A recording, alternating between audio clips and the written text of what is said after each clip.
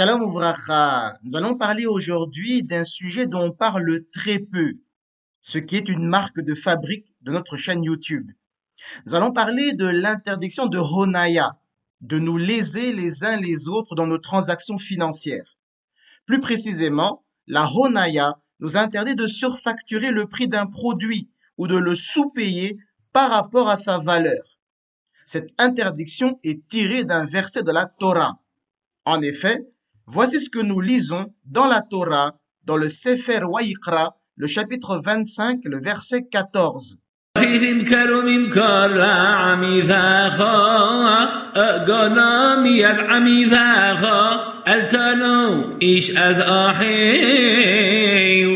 Remarquant la phraséologie particulière de ce passouk, les Hachamim Zichronam Livracha, dans le Talmud à la Maseref Bava Messiah, le Daf 56b, explique la phrase Miyaz Amitecha, qui signifie littéralement de la main de ceux de ton peuple, comme voulant dire que le concept de Honaya ne s'applique qu'aux objets qui peuvent être transmis de main en main, excluant par exemple les transactions impliquant des terres et des esclaves.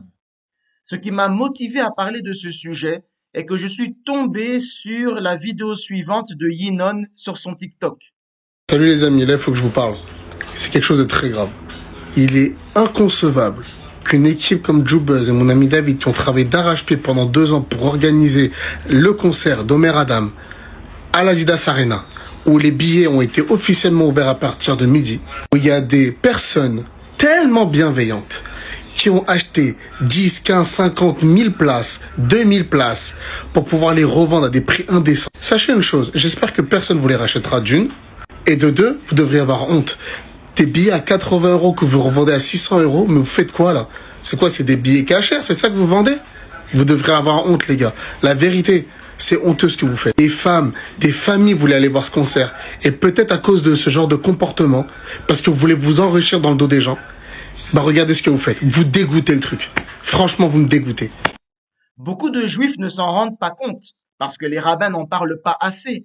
Mais acheter un produit et le revendre à un prix excessif est une transgression grave de la Torah. C'est tout bonnement honteux. Et en plus, c'est se comporter comme le font les idolâtres. Par exemple, dans les matchs de football, puisque nous sommes en pleine période de la Coupe d'Afrique des Nations au Maroc, des gens achètent des places pour aller voir un match de football et les revendent jusqu'à 10 fois leur valeur, ce qui est scandaleux. C'est une attitude d'escroc. Et entre juifs, c'est encore pire. Notre maître le Rambam Zer Sadik Livracha détaille les paramètres de l'application de Honaya dans son Mishneh Torah au Ilkos Mechira au chapitre 12. Nous allons mentionner quelques-unes de ces halachot. À partir de quand considère-t-on qu'on a surfacturé ou sous-payé un produit? Eh bien, c'est le 6e de la valeur du produit sur le marché qui est la référence. Il existe de ce fait 3 cas de figure.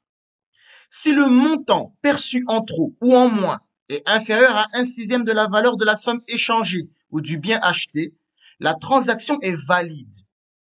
Imaginons que vous avez acheté un produit d'une valeur de 80 €, que vous souhaitez par la suite revendre en vous faisant un petit bénéfice.